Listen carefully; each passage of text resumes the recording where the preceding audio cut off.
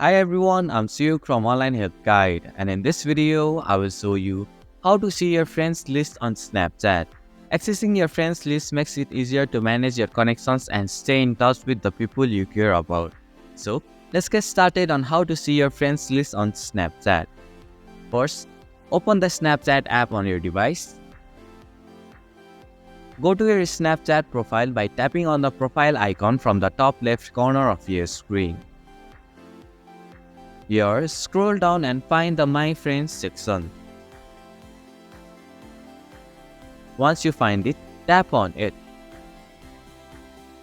Now you can scroll through and see the complete list of all your friends on Snapchat.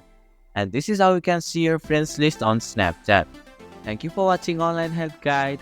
Hope this video was helpful. If it was, then hit the like button and comment down if you have any questions or feedback.